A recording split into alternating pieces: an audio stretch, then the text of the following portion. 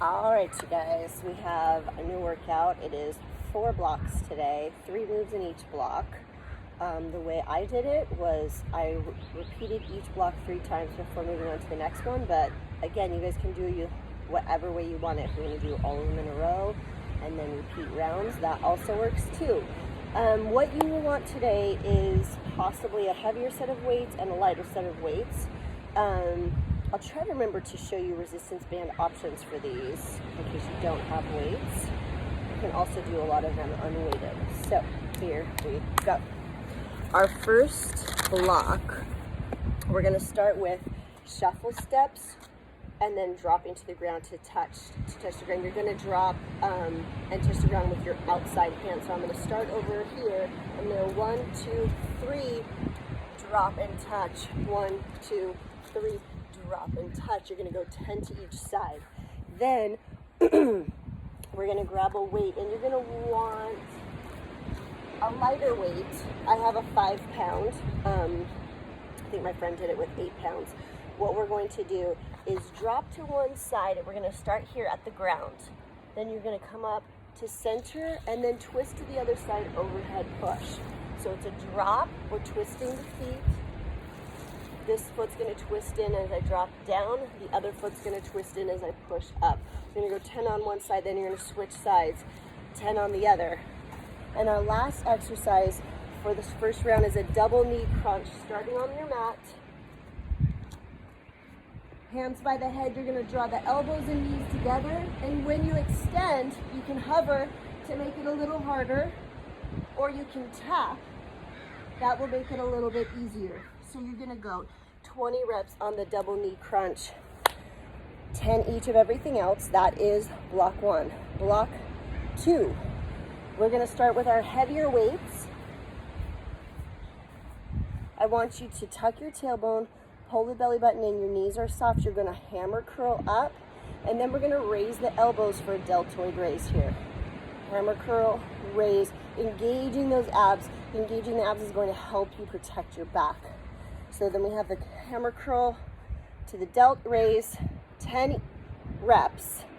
And then we're going to switch to, on this one, I dropped one weight and held one. You can also do this unweighted 100%. We are going to go reverse lunge, squat. This is not a quick move. You don't need to do this fast.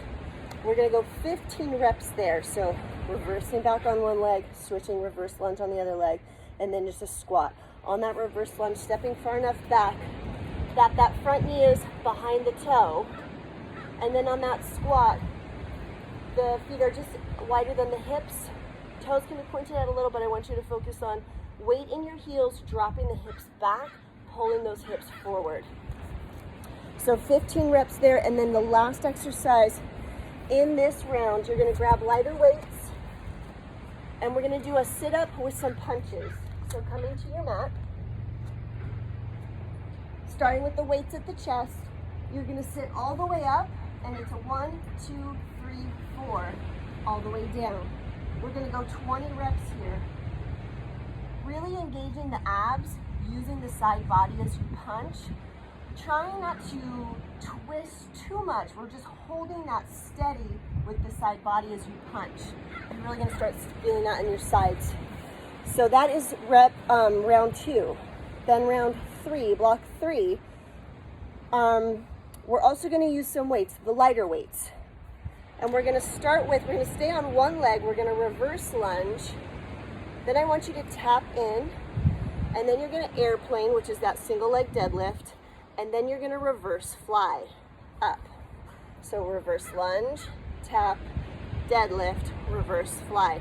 I want you to think of them as 3 different moves, because if you try doing this, you're not going to focus enough on the lower body, and you'll start feeling it in your back. Now in that lower body, you guys, when you single leg deadlift, I want you to focus on that hip pushing back, and then that hip pulling forward. And you'll really end up feeling that in your hamstring and in your glute. Let's see, our second exercise is going to be a lateral lunge, a curtsy lunge. We're going to do a little hop in between. So you're going to go lateral lunge, hop, curtsy lunge, hop, staying on one side, hop, curtsy, hop. So you're gonna go 10, and then you're gonna switch sides, 10 on the other side. All right, our last exercise in this round is going to be single leg bicycle. So there's two ways to do this. A little more simple is to keep one knee bent. Let's extend the right leg. You're gonna be hands behind your head, and then I'm gonna draw my left elbow to my right knee and extend out. And I'm gonna stay here on one side. Now to make that a little harder, you can hover that other leg and just hold that in the air. And you're gonna do all your reps on that one leg, and then you're gonna switch and do all the reps on the other leg. And I want you to do 15 on each side. You got that. So foot on the ground with the knee bent, or even straight with the heel on the ground, or hovering. Okay, our last block, you guys, you're gonna want one of your heavier weights. And I want you to think of this as,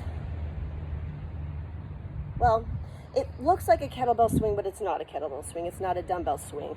What we're going to do is a sumo squat. Let's step back a little bit here. Your feet are gonna be wide, toes out. In the sumo squat, you're squatting straight down, pushing through your heels to stand. Now, in our normal squats, I'm going to do this sideways. I'm going straight down. In a normal squat, toes forward, I'm squatting in and pushing my hips back and pulling them forward. So in this sumo squat, the hips drop straight down and come right up. And when you come up, we're then doing a front raise. You're going to need to engage those abs to protect that low back. It doesn't need to be a heavy weight. It doesn't need to be high, just to shoulder height, but really using that core, tightening that core to do that upper body move so you're not feeling it in your back. We're gonna go 15 reps there. Then we're gonna come down and we're doing power lunges, you guys. What this means is you're gonna drop into a lunge. I've got my knee behind my toe. This knee drops straight down from my body. See, I'm just a straight line from my head to that knee. Pull the elbows back, and you're going to use those hands to jump up and land back down in that squatted lunge. You're going to go 10 on one side, switch sides, 10 on the other. That's going to feel good. And then our last move of the whole thing is push-ups with alternating rows. I would go a little bit lighter weights here, but you know what? Feel it out and do you. We're going to go 10. So you're going to drop into your plank. Oh, I actually used my 5s last time. These are 3s. So you could go heavier. And I'm going to keep my feet wide. Wide feet will keep me from twisting my body as I row. So we're going to push up and then row and row. Push up, row, row. You're going to go 10. Make sure in that push-up that you're pulling that belly button into your spine. Your hips are in line, your shoulders are over your wrists. And you're just squeezing everything you got all the way down, keeping your body nice and flat so we're pushing up and we're not breaking at those hips and popping them up into the air. All right, you guys, that's it. 4 blocks, 3 moves each. You can do it all in a row. You can alternate the blocks. That's really up to you. All right, you guys, good luck.